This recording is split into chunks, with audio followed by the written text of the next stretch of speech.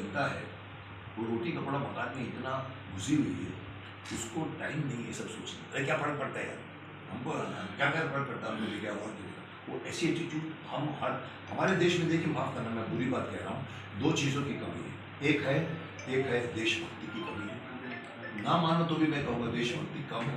आज कोई बंदा सडनली नहीं कूदेगा जैसे ये लोग कूदेगा। और एक ईमानदारी की कमी है, ऑनेस्टी की कमी है और देशभक्ति की कमी है। सो इन लोगों में ये जज्बा देशभक्ति का मैं समझता हूँ आप लोगों को जगाना पड़ेगा, आप लोगों को निकलना पड़ेगा, और धीरे धीरे इन लोगों का जो समझ आएगी। और तो कोई हम ये नहीं कह रहे कि भाई आप मुसलमानों को नुकसान कीजिए, अपना फायदा कीजिए, ऐसा नहीं है। हम बोलते हैं अपने ही घर वालों के, अपने बड़े भाई को आप मान दीजिए ना।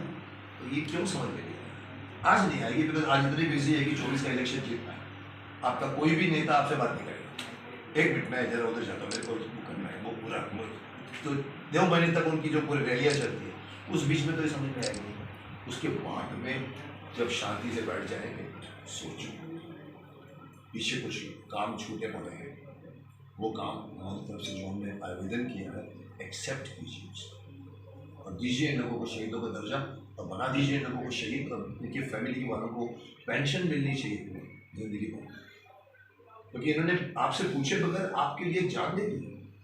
आपने नहीं कहा था कि मेरे लिए लड़ो, लड़ा उन्हें भारत माता की जय, इनकलाब जिंदाबाद, इनकलाब जिंदाबाद। आप उसके बाद में कदर नहीं करते उनकी मृत्यु की, और उन्होंने जिस तरह की फांसी की सजा, वीर सावरकर 2 बार काला पानी की सजा दी गई थी, 2 बार आगे थे शिप से। वो कहीं ना कहीं हम बना रहे हैं। मैं डॉक्यूमेंट्री बना रहा हूँ क्रांतिकारियों की, जो अनसंग हीरोज थे। ये तो हम जानते हैं इनके बारे में, एक मुंडा, बिरसा मुंडा जैसे इंसान, और 3-4 नाम, हमने 6 लोगों के ऊपर एक डॉक्यू ड्रामा बनाया जिसमें मैं पूरी कहानी सुनाता हूँ। तुर्रम खान, आप लोग तुर्रम खान के बारे में सिर्फ सुनते हो, अरे क्या तुर्रम खान बनता फिरता है, तो किसी को नहीं मालूम तुर्रम खान एक क्रांतिकारी का नाम था, लोग नहीं जानते।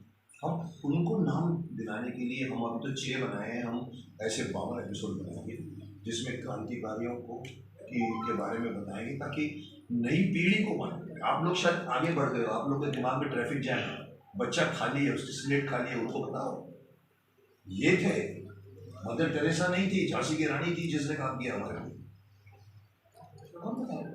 संस्कृत पढ़ाइए साहब, अगर आप एजुकेशन की बात की, 6ठी लैंग्वेज में गीता पढ़ाइए, भगवत गीता 6ठी क्लास में कंपलसरी कर दीजिए।